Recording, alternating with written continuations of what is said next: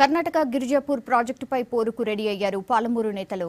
Project పనులను పరిశీలించిన నేతలు కేంద్రానికి కంప్లైంట్ చేయాలని డిసైడ్ అయ్యారు.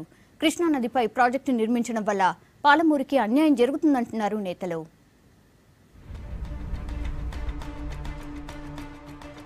కర్ణాటక అక్రమ ప్రాజెక్టు నిర్మాణంపై పోరుబాట పట్టారు టీఆర్ఎస్ నేతలు. కృష్ణా నదిపై నిర్మిస్తున్న అక్రమ ప్రాజెక్టును మంత్రి జూపల్లి ఆధ్వర్యంలో పరిశీలించారు. ప్రాజెక్టు నిర్మాణంపై మండిపడిన నేతలు రేపు కేంద్ర మంత్రి ఉమాభారతికి కంప్లైంట్ చేసేందుకు రెడీ అవుతున్నారు.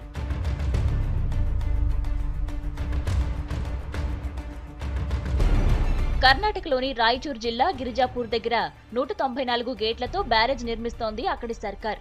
ఇందుకోసం 200 కోట్ల రూపాయలను కేటాయించింది. జూలై 28న టెండర్లు కూడా పూర్తయ్యాయి. 2 ఏళ్లలో పనులు పూర్తి చేయాలని కర్ణాటక ప్రభుత్వం అగ్రిమెంట్ కుదుర్చుకుంది. దీంతో ప్రాజెక్టు పనులను పరిశీలించేందుకు మంత్రి జూపల్లి కృష్ణారావు, ఎంపీ జితేందర్ రెడ్డి సహా పాలమూరు జిల్లా టీఆర్ఎస్ నాయకులు కర్ణాటక వెళ్లారు. నేతలను అక్కడి పోలీసులు అడ్డుకోవడంతో కొద్దిసేపు ఉద్రిక్తత పరిస్థితి ఏర్పడింది.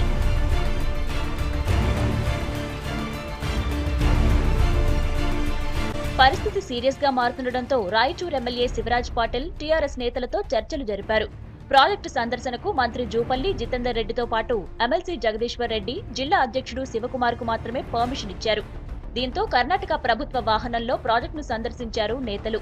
పాలమూరు ఎత్తిపోతలపై కేంద్రానికి లెటర్ రాసిన ఏపీ సీఎం చంద్రబాబు నాయుడు ఇప్పుడు తెలంగాణ ప్రాంతానికి అన్యాయం జరుగుతుంటే ఎందుకు స్పందించడం లేదన్నారు మంత్రి జూపల్లి.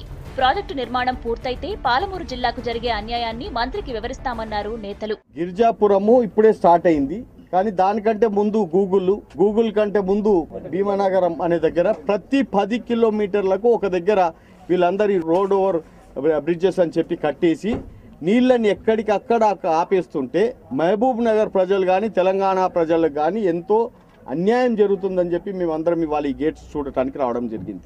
కృష్ణా వాటర్ ట్రిబ్యునల్ అనుమతి లేకుండా కడుతున్న గేట్స్. కర్ణాటక ప్రభుత్వం ఎప్పుడు కూడా తెలంగాణకు దిగువ ఉన్న ఆంధ్ర వాళ్లకు నీళ్లు రాకుండా నీళ్ల చోరీ చేస్తుంది ప్రతిసారి. రేపు ఎంపీల మందరం కూడా ఉమాభారతి గారిని కలిసి ఈ ఫొటోస్ అన్ని కూడా వాళ్ళకి చూపించి ఈ విధమైన ఇల్లీగల్ కట్టడాలు ఆపాలే, లేదంటే చాలా అన్యాయం జరుగుతుంది తెలంగాణ ప్రజలకు అని చెప్పి తెలియజేస్తాం. చంద్రబాబు నాయుడు కేంద్ర ప్రభుత్వానికి, సెంట్రల్ వాటర్ కమిషన్ కు, కృష్ణా బోర్డుకు లెటర్ రాసి పాలమూరు లిఫ్ట్ ను ఆపండి అని లెటర్ రాస్తాం. మరి ఇలా రాయచూర్ దగ్గర కడుతున్నటువంటి చిన్నదైనా ఆ మందరం నష్టం జరుగుతుంది కదా. మరి బీజేపీతో పొత్తున్నటువంటి తెలుగుదేశం పార్టీ ఢిల్లీలో చంద్రబాబు దాన్ని ఆపే కార్యక్రమం చేయాలి. కర్ణాటక సర్కార్ తీరుతో బచావ ట్రిబ్యునల్ కేటాయింపుల ప్రకారం కృష్ణానది నీళ్లు కూడా రాకుండా పోతున్నాయని టీఆర్ఎస్ నేతలు మండిపడుతున్నారు.